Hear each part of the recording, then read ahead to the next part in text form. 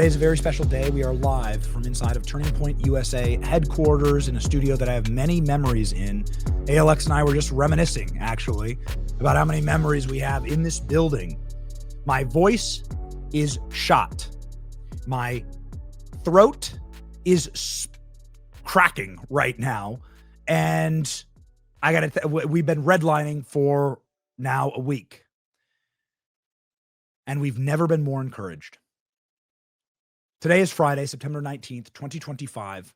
I just saw one of the most beautiful things that I've ever seen in my life walking into this place that I have so many memories in. For 10 years, I've been entering this building. Back before it was even owned by Turning Point USA. Now they own the entire complex. It's remarkable. The growth has been incredible. I was out here when Charlie was asking me to join Turning Point USA as the director of productions. It must have been now close to a decade ago. And the building was split and it was being shared, and now it's just magnificent. And nothing is more magnificent than what I saw walking in. I want to share that with you here. This is the memorial to Charlie outside of the building that we are in right now. The memorial stretches on forever and ever and ever and ever. This video that I'm going to play you is 1 minute of me straight walking, and you'll see that for blocks and blocks and blocks, 20 feet deep, flowers, American flags, memories of Charlie, t-shirts, toys, trinkets, Bible verses. It's early out here. We were up at 5 a.m. ALX did not sleep. ALX was stuck on a runway all night. She came right here. We did not sleep. And there were already people outside of Turning Point USA here in Phoenix, Arizona, paying homage to Charlie Kirk. This is at 6 a.m. this morning. The profundity of it all. This massive complex that Charlie built with his incredible team here. It's remarkable. You can see some of the size and scope of the buildings, all of those buildings owned by Turning Point USA, a massive, most successful, fastest single growing, most powerful political youth organization in the world. 68,000, is that the new number of chapters for Turning Point USA? Chapter request at 68,000. So, ladies and gentlemen, bear with us today as we are going to be sort of having the wash of emotion and memories as we do it live on the program and in our own poor and humble way as we remember Charlie Kirk, as we head into this weekend for Charlie Kirk's memorial ceremony that will take place on Sunday. 60,000 people, 60,000 plus. I hear that it's capacity and then some inside of the stadium that the Arizona Cardinals play in every single Sunday, an NFL stadium. The speakers will include President Trump, J.D. Vance, Stephen Miller, Pete Hegseth, a number of administration officials. Yours truly. It will also include Erica Kirk, who was just appointed as the CEO of Turning Point USA and chairman of the board, as Charlie wanted. A beautiful, beautiful move yesterday that happened right after our show. And so, ladies and gentlemen, we carry forward. And as, again, we are here live inside of Turning Point Studios. We have a lot to bring to you today and want to sort of use this as an opportunity to head into the Memorial Weekend for Charlie on a high note. And what do we mean by that? Well, you're truly dead when people forget your name. You're truly gone when people forget your legacy. Your tyrants are cut down all the time and no one remembers them. People stomp on their graves. But martyrs get more powerful in death. We talked about it all week, the story of Stephen and how God uses martyrdom in the Gospels to advance his church and his kingdom. And it's brought me great cold comfort this week that this is something that throughout history has advanced the same work that Charlie spent his entire life speaking about, that he wanted to be remembered for courage for his faith. Again, I don't want to struggle too much through this because we've been spending all week sort of trying to live on camera. A lot of people get a chance to mourn in silence and process this stuff quietly. And we have an obligation to be live every morning and to process this with you. So forgive me if, as we're here in this building, and as I so many late nights with Charlie in this building, so many days and weeks and years building here in this exact studio that I'm sitting in right now. So much content filmed with Charlie in this studio. Forgive me if I don't just process it one final time. That the martyrdom of Stephen was what it created the Christian church. The Christian church was about to be struck down.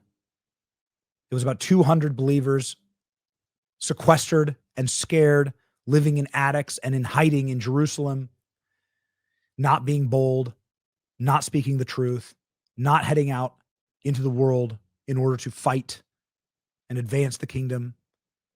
And the martyrdom of Stephen brought the church from 200 believers to 200,000 believers, a 4,000% increase, and stretched Christendom to every corner of the known world. That was the power of that martyrdom. And so live with bravery and courage for my faith, as Charlie said time and time again. Okay. Well, what that means is if you wish to honor Charlie, you must fight. You must continue the fight. You must continue the work in culture and winning culture. And trust me, that is all we ever spoke about here in this building, is cultural victories. You can have political victories. Political victories come and go.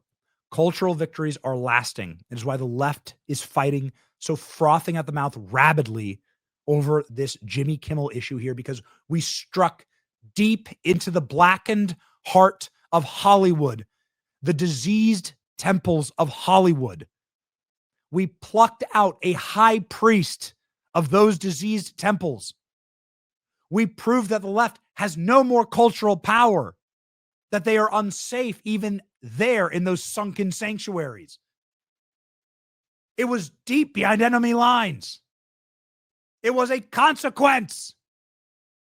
They finally suffered for something they did. Do you understand it? You sneering New York Times op-ed writers.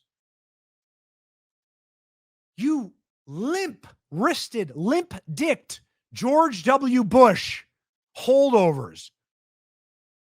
Hold your heads in shame.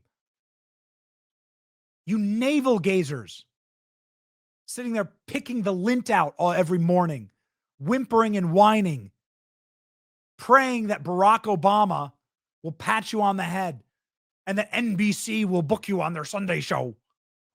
Do you understand the importance of this moment? We proved that the king has no clothes. The man behind the curtain is nothing but a senile old kook. There is no great and powerful wizard. I don't want to yell, but I'm excited for this moment. It's Charlie's moment. Charlie's moment. We've used this opportunity to rip the curtain open and prove that they have no more cultural power. They have no more institutional power. They have no more regulatory power. It's all a facade. It's all projection. They're done. They're totally exposed. And Jimmy Kimmel was the most powerful and arrogant and sneering, dismissive, sniveling jackassery of them all. And Jimmy Kimmel got ripped off air, got a consequence for what he said. I am a reasonable man. Here's how I deal with these things. And you've seen me deal with ups and downs on this program. One that comes to mind, and it is certainly not a one-to-one, but Joe Biden got a terminal cancer diagnosis. That is a death sentence when you have stage 5 cancer metastasized to the bone. That is what every available medical professional says. I don't like Joe Biden. I think he wrecked the country. I'm telling you, as much as the left dislikes Charlie Kirk, I probably dislike Joe Biden in a similar amount. The reasonable left, obviously, but let me show you the difference. And you can go back and roll the tape. We had editorial conversations about it with the entire staff. What is the number one thing we're not going to do? Wish harm on Joe Biden. We will never wish ill on Joe Biden. We will not victim blame Joe Biden. We will not sit there and celebrate this old man's terminal cancer diagnosis. We will pray for his family, and we will pray that whatever days God has numbered for him, that he lives them out. Okay? That is exactly what we did. You can check the tape. It's not hard. And then guess what we did? Guess what we did that? So we said on the show, Joe Biden, we pray for you and your family. Hope that the rest of your life is painless. That is what we said. And then we cut that up, boom, moved on to the rest of the show. That's what we did. Why is it that hard? Why is it that difficult? Why is it so impossible for libs to do that to Charlie?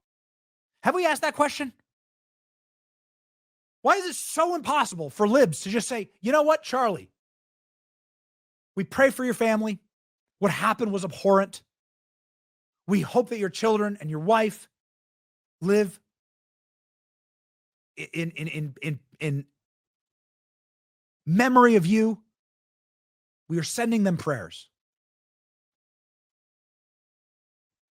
Why is that so? And then you cut it off and then you just move on. Then you do your stand-up bit and you talk about whatever, Oprah, Lizzo, whatever garbage you're going to say. Why is that impossible for the left? What is that? It's why we constantly frame this as a spiritual war. There's no other explanation for it. Why is it impossible for libs to just say, why was it impossible for Jimmy Kimmel to just do the decent thing? Does Jimmy Kimmel dislike Charlie as much as I dislike Joe Biden? Probably. So what's the difference there?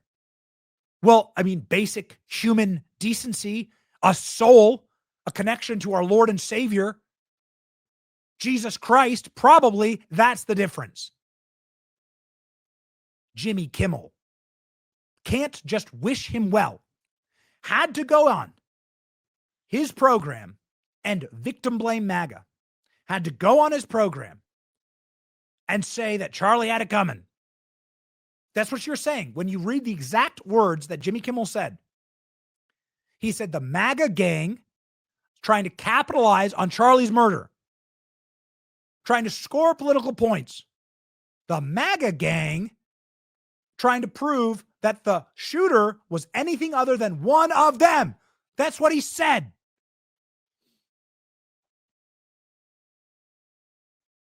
Sorry for yelling. Just like being here, it like hits me that these are the kind of cultural battles that Charlie wanted us to fight.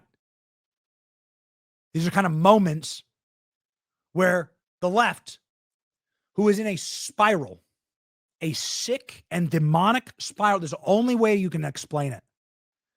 They are in a demonic spiral where there is no bottom. The bottom is hell. There is no bottom. It's just going to get worse and worse and worse when there are no consequences. This show has always been about peaceful debate and exchange. Never in the history of the show have we ever called for harm or anything other than a full-throated sharing of ideas and commentary and debate. The consequences that we seek are for there to be finally a line drawn in the sand. That line that must be drawn in the sand is that there is a moral basement for civil society. And you have crossed that line by desecrating and attempting to politicize and attempting to weaponize and lie about Charlie Kirk's political assassination, something that gave the world PTSD. That is the line. We are enforcing the bottom basement of social society decency. That is what the show is doing. And we proved it. We proved it. Put up that New York Times chart. The story from the New York Times is wild. ALX, help Klein get it if he needs to. There you go. Look at this from the New York Times today. We're going to read this together. This is what we've gotten so far. We're going to read this New York Times piece together. Would you look at this? Calling for Jimmy Kimmel to be fired. This is what I mean when I say you must have tactics. You must be tactical and strategic in how you operate. It's not just about mean tweets. Mean tweets won't ever just do it. You must use soft power. You must use the laws on the books. And you must use cultural power in order to get the results that you want. And what are the results I want? Jimmy Kimmel was going to be ripped off air anyway. Stephen Colbert already had his show canceled.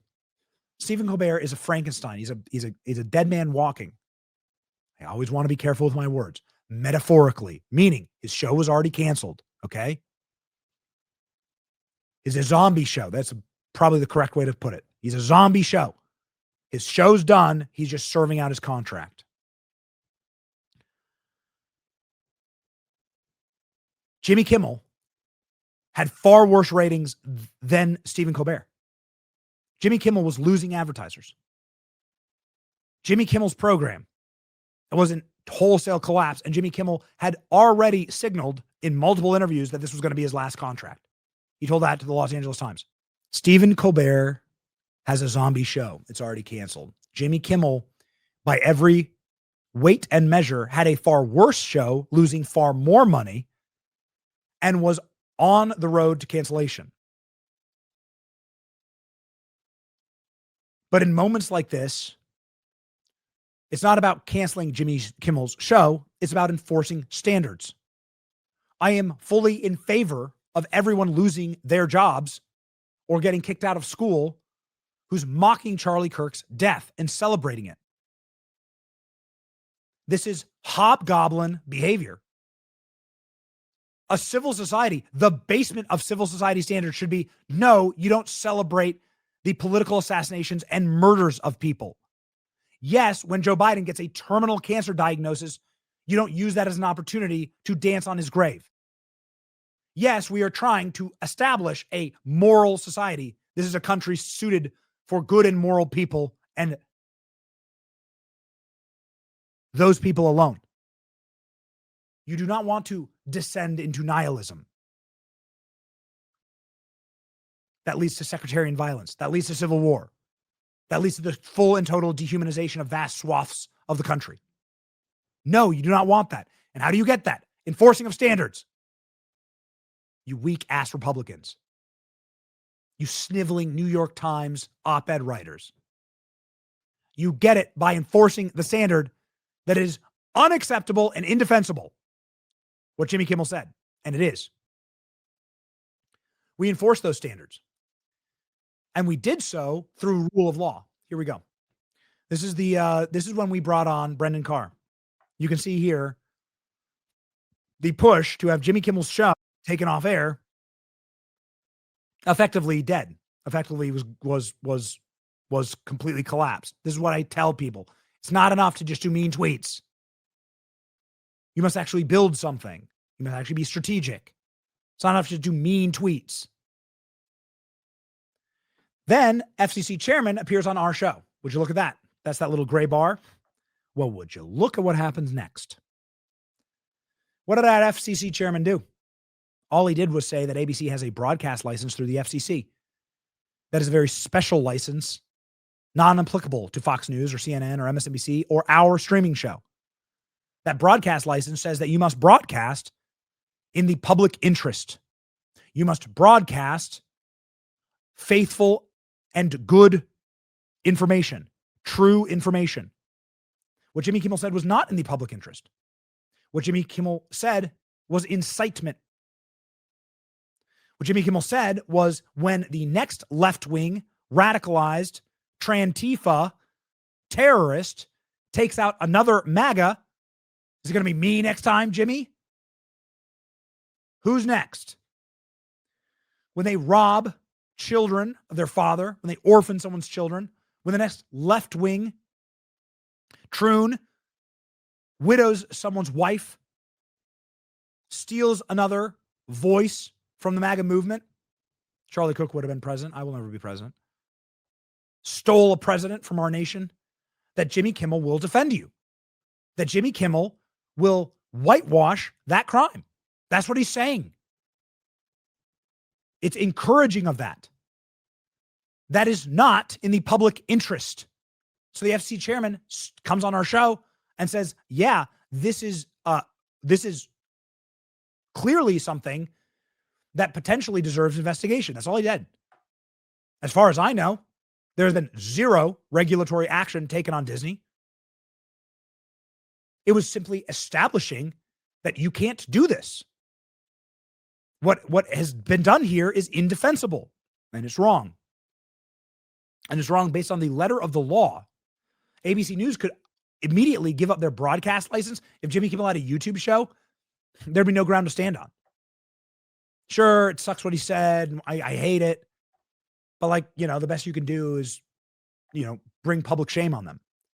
Jimmy Kimmel uses taxpayer dollars. And more importantly, Jimmy Kimmel uses privately owned stations in order to broadcast this vile slander and defame Charlie and his legacy and our entire movement. And then to bring further potential violence on our movement. You can't do that. That is patently illegal. And so we have people from the DOJ on the show all the time talking about investigations. Hey, we should investigate this. Hey, we should investigate that. Hey, yeah, maybe that's illegal. We can talk about it. This is what we do. The left never feels that consequence. They never feel accountability. They never feel the consequence of their actions. Ever, ever.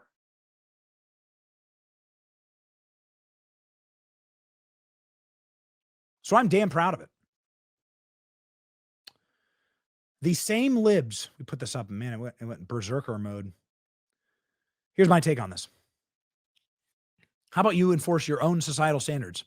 Before you ask us to feel sorry for Jimmy Kimmel, same libs who canceled Roseanne, Dave Chappelle, Kill Tony, Tucker Carlson, who's in the building today, Megyn Kelly, Shane Gillis, Gina Carano, Hulk Hogan, Russell Brand, Tim Allen, J.K. Rowling, Kid Rock, many, many more.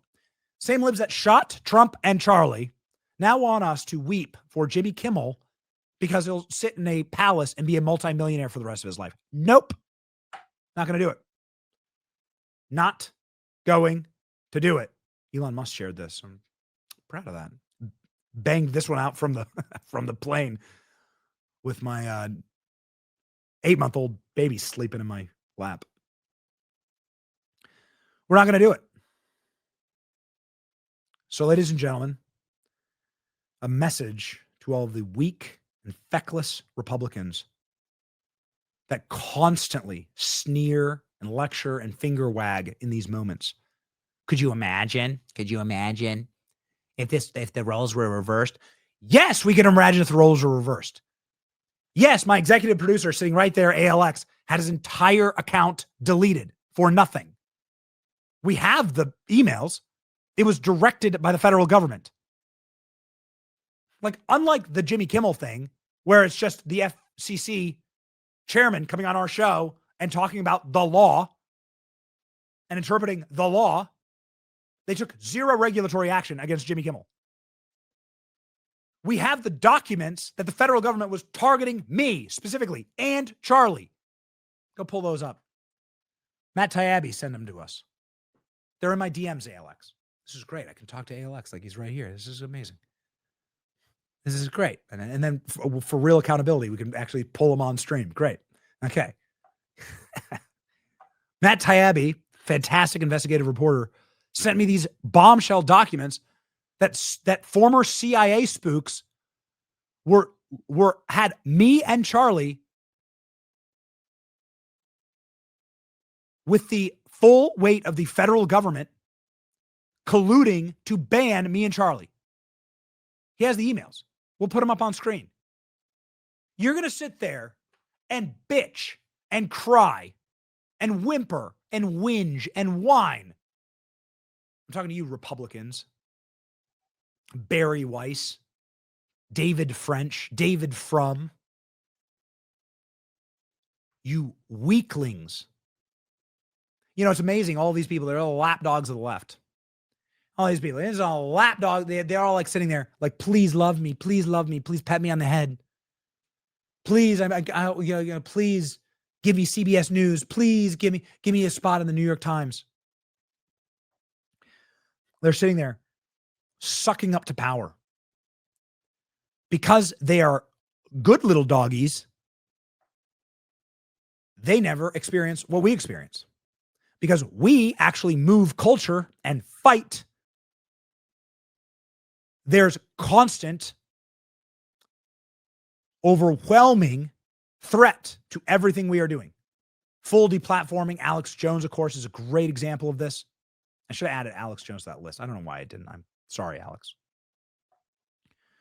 I just read to you a list of every individual that has been deplatformed by the left. Some of them have massive social media followings that have been either demonetized or taken offline entirely. All of them had their careers destroyed. Many of them are doing great now, thank God. We actually know what government censorship looks like. We actually feel it because our work actually affects culture. It is actually threatening the power structures of the left. That is why I call complete and total bullshit on every right-winger that's sitting there wagging their fingers, clutching their soy lattes. Oh, could you imagine if it was reversed? Yes, we can imagine if it was reversed. Hey, Alex, you got the asset, right? Klein, put it up. There we go. Would you look at this? Hi, this is the feds. And we're going to bring Taibbi on the show to talk through this. This is Yoel Roth, Alex's best friend and roommate from former Twitter, targeting Charlie and Benny and using the CIA to do it. Using former CIA spooks with their special Fed backdoor to target Charlie and Benny. Let's make sure that we destroy them. They were actively pushing to rip Charlie and me off of Twitter. Is this for Twitter or Facebook? It's for Twitter. I think there's also a Facebook thread as well. We're going to bring on Taibbi. We actually have the evidence right here of literal federal government collusion to silence our speech. Because we actually had an effect on culture. That's what happens. The FCC director coming on and saying that ABC's broadcast license is going to be investigated because they are in clear violation of the law is not the same as the federal government colluding with the platforms to rip down Charlie Kirk, to come up with some excuse to rip Charlie's social media offline. That's what that document proves. That's actual government censorship. Everyone has the memory of a goldfish. I am disgusted. I have no time, no quarter for the weaklings of the right now who do not understand what time it is. And understand this. How you get terminal radicalization, which is what we're seeing, which is what killed Charlie, How you're getting terminal radicalization is a zero consequence culture. The zero consequence culture of the left is that they can say anything, they can do anything. It can be as repulsive and sickening, grotesque and immoral, degenerate, and there will be no consequences ever. Nothing. There will never suffer a consequence. And we are enforcing, for the first time maybe in my life, I mean, other than an election, and we want to, of course, thank our president for even the opportunity, for even just getting us to this place, right, where we can even feel a little bit of institutional and regulatory power here. We can just feel that the tide has perhaps like shifted. That's what so many of them weren't ever counting on. They were never counting on the tide shifting. I want to thank our president for getting us to this place. If it wasn't President Trump literally sticking his neck out and being willing to die for this movement, which President Trump truly is the visionary on being willing to give his life for his country. The man has proven it with every waking moment of the last 10 years. Sacrifice everything for his country. Were it not for President Trump stiffening our spines, we would not be here. I want to thank one more important group here that is making this possible. And I had a phone call yesterday. I'm not going to tell you with who. Let's just say a very, very powerful ABC News affiliate. And the owners of those affiliates are now reaching out to me. And wouldn't you know this? Oh, would you look at that? Would you look at that? The owners of these affiliates are telling me amazing things. Oh, baby. Wait till you hear what they're telling me. I want to put up our thank you to Sinclair, please, and Nexstar. These affiliates have reached out to me. I've taken a never-ending stream of calls from the ABC News affiliates and broadcast affiliates writ large. And those owners are telling me, thank you. We are the broadcast partners of ABC. It is our right to take the broadcast down if we do not believe it is in the public interest of our audience. ABC isn't just some type of giant monolith that just broadcasts to all 330 million homes in America. ABC News must partner with locally owned, privately owned stations. And those stations, which represent, no doubt, Trump voters, the majority of them are Trump voters. Remember, you live in a country where 90% of the counties are Trump counties. Those station owners are sick to their stomach about the programming that is coming out of ABC. But they've never had the temerity or the backbone or the cultural moment to finally say, we're pulling Jimmy Kimmel's show. Till now. Here's what those owners told me, and a lot of this is going to come out, but boy, they told me some special little secrets about Jimmy Kimmel. One of the owners told me that Jimmy Kimmel's program has been like a hockey stick downward, that they can't even sell ads against Jimmy Kimmel's show because so few people watch it in the key demo and in their region, that they can't even sell like local Ford dealership ads against Jimmy Kimmel. The Ford dealership doesn't want the association. The local Ford dealership doesn't want the association. They can't sell Jimmy Kimmel's show because Jimmy Kimmel's show is such a repulsive stick in the eye to the vast majority of Americans. Now, that is a collapsing business model. That's a spiraling business model that ABC News wants to get rid of. ABC News was well on their way to getting rid of Jimmy Kimmel. We just gave him a little nudge. And I just want to thank these local stations. They've called me up. They said, thank you. I want to thank them. Nexstar and Sinclair are the two that really stood their ground here. Without these local stations, please scroll down to the bottom here, Klein. Thank you. Without these local stations, that, by the way, you're talking about 100 million. My numbers were wrong. I was corrected yesterday.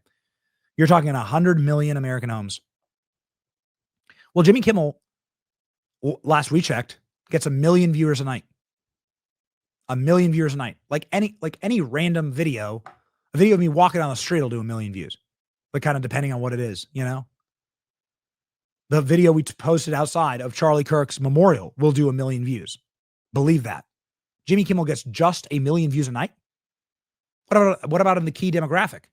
That's people that are under the age of 50. That's what the advertisers all want to reach. 129,000 viewers.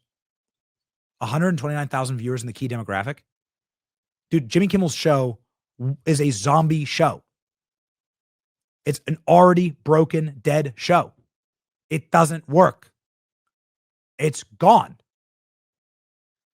It was a zombie show.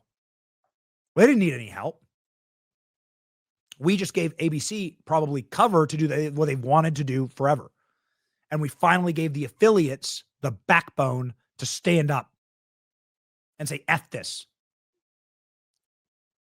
And so we just want to say thank you to the affiliate partners who allowed for all this to happen. 129,000 viewers. Dude, that's crazy. It's like on YouTube alone on election night, I think we had like 300,000 concurrents.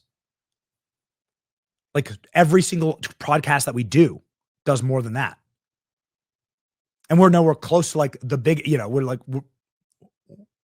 we're really proud of everything here. Like we're not close to like the single biggest show. We're very, very proud of this audience. We love how exponential the growth has gone. And all the owners tell me that Jimmy Kimmel's viewership, since they started Jimmy Kimmel's show, the viewership has been a hockey stick downward. That's an exact quote from one of the most powerful men in media.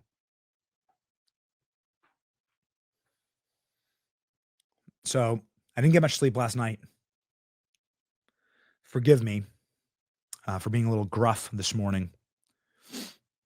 But if you think we're going to stop and you're a little sneering, scolding, latte drinking, vanilla, pumpkin spice takes from your weakling Republican side, which got us into this position, if you think that that's going to stop us, buckle up. We're just getting started. Now, it looks like there was new information. Oh, would you look at this? Oh, look at this. You got to pop that up from the Judiciary Committee. There I am. Who is being censored? There I am on the censorship list right there. Is Charlie on there? Of course he is. There he is right there. There you go. You know, we know what government censorship looks like. This is directly from the Judiciary Committee. Is Byron on that committee? Byron Donalds will be joining us in just a moment. Ladies and gentlemen, what a total and complete nightmare for the right. If we can't stiffen our spine and get a little gunpowder in our gut right now, get a little bit of a chip on our shoulder, and set our hearts like flint to finding a moral basement and then enforcing that and enforcing consequences, I don't know what to tell you. They're going to keep doing it. Stephen Colbert last night was, I don't know, doing like a victory dance over this. They're trying to say that this is a free speech issue. We'll prove that it is absolutely the opposite of a free speech issue. But Stephen Colbert, you knew what he was going to do last night. He went out and doubled down, which I'm like, keep talking, pal. Keep it going. We could do this all day. It's like shadow boxing for us. This is a blast. We're having a blast. Here's Colbert's. By the way, Colbert from an already canceled show from his zombie platform, talking about his buddy Jimmy Kimmel also having a zombie platform. Now go. We are all Jimmy Kimmel.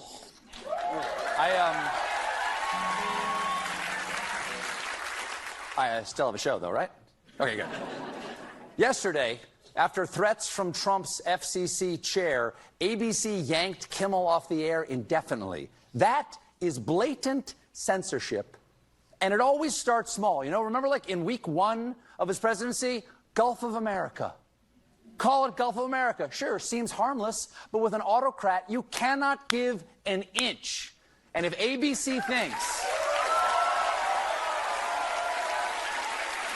If ABC thinks that this is going to satisfy the regime, they are woefully naive. And clearly, they've never read the children's book, If You Give a Mouse a Kimmel. and to Jimmy, just let me say, I stand with you and your staff 100%. And also, you couldn't let me enjoy this for like 1 week. Just come on.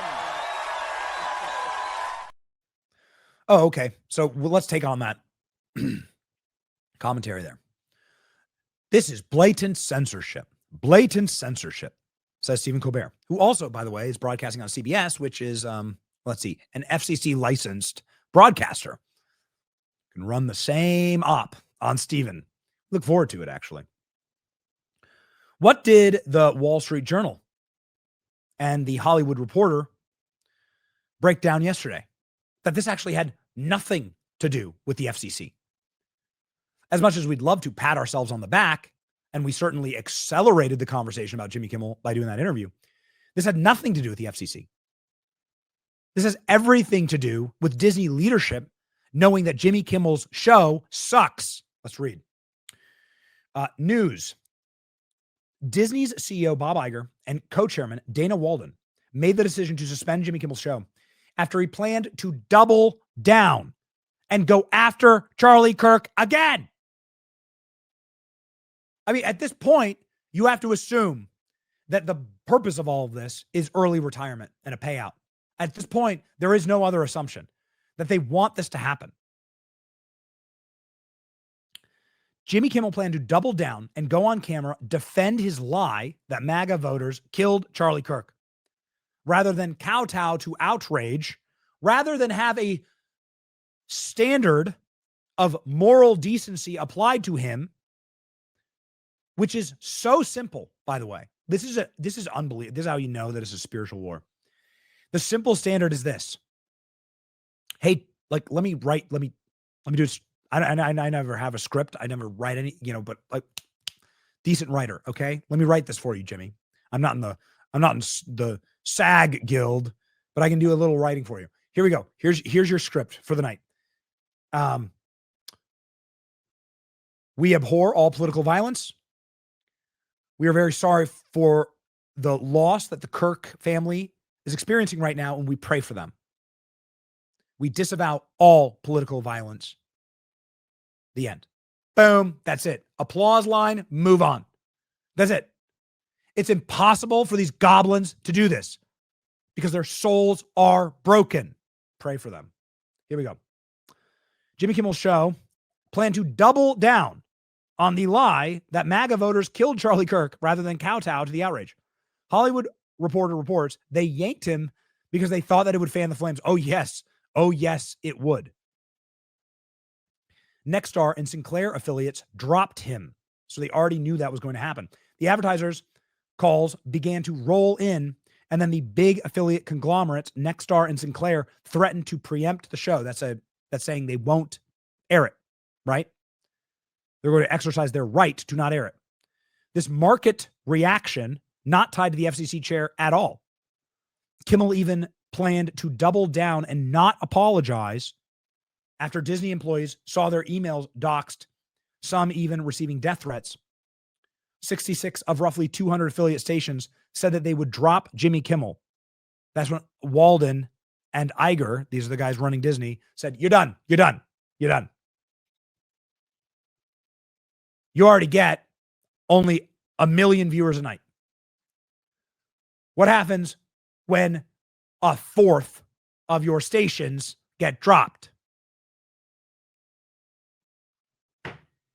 Well, I mean, it's like at what point is Jimmy Kimmel going to have the same broadcast numbers as like the chicks, like the girls dancing to the Kamala Coconut song on TikTok? I don't know. I find that more entertaining, frankly. So this is a market decision. To be clear, a comedian decided in the wake of an assassination of a prominent conservative to call the shooter MAGA, which is a lie. The network asked him to tone it down, and he said he was going to come out and double down and make it far worse for the network, thus leading to all of the network affiliates that provide the funding for the network to come out and cancel his show. And our media right now, our entire media ecosystem right now, is defending Jimmy Kimmel. What does that show you about where we are at? Wild moment, truly. One more here from Sean Davis. It's just a pure banger. They just murdered Charlie Kirk in broad daylight in front of his kids while he was peacefully debating at a college. They laughed about it. The university professors around the country said we need more assassinations. Then Jimmy Kimmel went on and blamed MAGA for it. And Ross Douthat from the New York Times, imagine if the roles were reversed. What planet do you live on? So the weaklings of the Republican Party. No, what needs to happen right now is we need to double and triple down. Brendan Carr yesterday saying The View needs to be next. That's like amazing. We have the clip. Brendan Carr. Maybe it's The View. Maybe investigating View is going to be worthwhile here. He said this yesterday. It's amazing. Fox News saying FCC Chairman Brendan Carr says it may be worthwhile to investigate whether ABC's The View is violating broadcast standards as well. This is how you win. Not by ceding ground that you've already conquered, but by continuing to conquer ground. We struck deep into the heart of darkness. We struck well beyond enemy lines into the highest regions of their diseased temple. And now Republicans say retreat? What is that? We have some of Charlie's strongest allies lined up, some of the people who built this empire with Charlie, that will talk about what Charlie would want us to do in this moment. In this moment of victory, would Charlie want us to retreat and cry and whimper and ask for goodies and treats from our masters